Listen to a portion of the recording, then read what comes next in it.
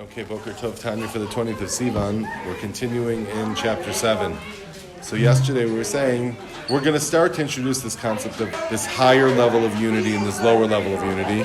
Shema Yisrael, Hashem Elokeinu, Hashem Echad is representative of the higher unity. Baruch Shem Kavod Malchus Olam, that is the lower unity. But the Alter Rebbe started by saying that what's the inyan that the creation is with concealment, that we perceive ourselves as a separate, independent identity. And he explained that it all comes down to this idea of Malchus. Hashem wants to be king. In order to be king, you have to be king over other. There's no king of self, right? So the idea is that HaKadosh Baruch Hu's transcendency is beyond anything that has to do with creation. But at let's say the bottom of his spheros, the bottom of the system is called Malchus, right, which was said as the Shem Adnai, right, and that's Hashem as we know him. That's Hashem of this world, right? The essence of Hashem is beyond world, right? That concept of Adnai, that concept of Malchus, is Hashem wanting to be king over other, right? And therefore we have to be seemingly independent existences. And he says anything that's in creation is involved. It's part of Olam. It's part of the world. And now he's going to define what is the world, right? And let's go inside. V'hine geder b'chinas shem Olam nofal b'chinas makom b'chinas zman. When you have the word Olam, when you have the concept of world, right? What does that mean? It means that it's something that's bound by space and time, right? All of the creation is bound by space and time. The creation is part of world. Hashem is beyond world. Right, but this concept of Adnus, the Malchus, is a concept, is an expression of God, right, that touches time and space. His essence is beyond time and space, but this concept of him being king, right, it sort of dips into creation, and it's the only part of godliness that has a relationship with time and space. What does space mean? Space means all directions, north, east, south, up, down. And what's time? Time is past, present, and future.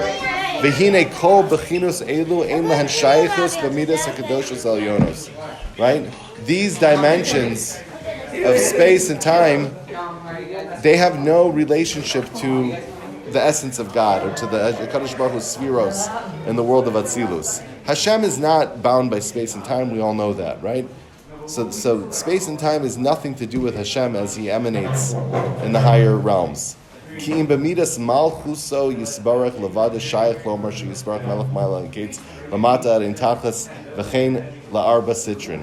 only attribute of Hashem that has anything to do with time and space is his Malchus, right? His kingship, right? His kingship, which is the lowest of his attributes, dips down and is related to the creation. Right? That's why we can say he's the king above and below and without any limit. You can't even say that about Hashem in general, because if you say that Hashem is the king above and below, you're already binding him to space. Right? It's only when we talk about Malchus that there's any relationship with time and space. V'chein b'chinas zman, and same is true with time. Right? That's when we say Hashem Melech, Hashem Malach, Hashem Yimloch. Right? His kingship reigns. It rains. It rained. It will rain. That's a relationship to time. You can't say that about Hashem's essence. Hashem's essence has nothing to do with time. It's only his Malchus. It's only this aspect of Adnus, of being king over creation, that has anything to do with time and space.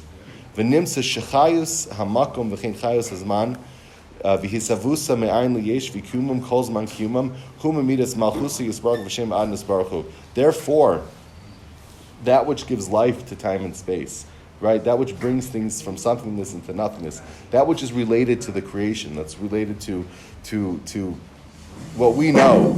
That's all his attribute of Malchus. Malchus is the speech of Hashem. Malchus is what brings life. It's what, again, it's a bridge. It's a tunnel. It's a channel, right? Where you have total transcendent infinity, right? And then you have us, which is this coarse physical creation. The Malchus is that it's almost like a funnel, right? It collects, right, that the godliness on high, right, and it touches the creation and it brings the creation into existence.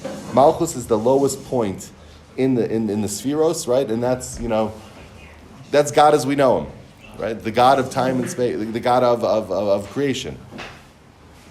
Ulafi shemidas malchusa yisparach miyuchedes malchusa v'atzmusa yisparach v'tachlis yichud k'moshe yisparach. Right? Now we say that all of God's attributes are unified in a perfect unity. So therefore, even this godliness, this malchus, this kingship, this rulership over time and space, right? It's touching time and space. It's involved in the creation. It is the source of creation. It's also unified in perfect unity with his infinity, right? So there's a dichotomy there, sort of, right? It's touching time and space, but it's also unified with absolute perfect unity, whatever that means, with the HaKadosh Baruch Hu, right? So it's totally unified with the unity of the HaKadosh Baruch Hu as well. Hilkach gam bechinas hamakom v'azman b'telim mitzios mamish t'gabi mehusa v'atzmusa yisbarach kibitol or v'shemesh v'shemesh. Therefore, because, right, we're not going to go over again about Hashem being the only true existence and us being really just a projection, right? We're not a true existence in ourselves, but the fact that the Malchus, which is the source of time and space, is actually unified with his essence, right? Which is totally beyond time and space. Then there's a total, that unity, right? It's conceptual, right? It's a way of looking at it, right? But if the Malchus of Hashem is unified in a perfect unity with infinity, which is beyond time and space, that means that in truth we're just absorbed in that infinity. We're not actually anything. There's a unity that makes us, right, totally absorbed in the infinity of HaKadosh Baruch Hu. Again, we perceive it differently because of the systems that HaKadosh Baruch Hu created, that we're not to perceive that, because we need to remain other, right? But in truth, we're totally unified with the Malchus into an absolute infinite oneness. We're part of the infinite oneness, right? Space and time, which are created from the Malchus, are therefore also completely nullified in relation to the essence being, just as the sunlight is nullified in the sun, right? A concept that's come up a lot, which is the rays of the sun. In this world, I perceive the rays coming in here. It's something. It's something we perceive. We all live by sunlight, right? It's a real thing in our lives, right? But that same ray it's just a glow, right, from an illuminator, which is the sun itself, right? So that ray in the sun itself is nothingness. There's just the illuminator. There's just sun in that place, right? Here we perceive it because we're at a distance. So the same is true. We perceive ourselves as an existence, right? But we're really just an illumination of the great illuminator. However, HaKadosh Baruch Hu is not really at a distance. He's actually here, right? Which means we should just be absolute nothingness. But we're not, because of the Gevurus, because of the Tzimtzum. HaKadosh Baruch Hu creates in such a way that we have to perceive ourselves as an existence. And therefore, he could be king. V'zeu shiluv shem adnas b'shem havaya. If you look in a Sephardic siddur, if you look in a more Kabbalistically inclined siddur, sometimes you'll see, right, the Shem Yud Ke Vav Ke, or the Shem Adnai, Aleph Dalad Nun Yud, the letters are intertwined with each other. You've seen that before? It'll say like Yud, and then there'll be a little Aleph, and then it'll say Hey, and there'll be a little Dalad, right? They intertwine the two of them together, right? And this is the concept of the Shem Adnus and the Shem Havaya. These two names. Adnus is Malchus. Adnus is HaKadosh Baruch Hu as he's relating to creation. Shem Havaya is HaKadosh Baruch Hu transcendency, beyond anything that has to do with creation. Right? So these names get mixed together, and that's why sometimes we write it that way. The Shem Havaya is beyond time. It's the infinite transcendency essence of God. It's all of time and space. It's all at once. There's no time in that place. It says in the Raya Mehamna and the Zohar.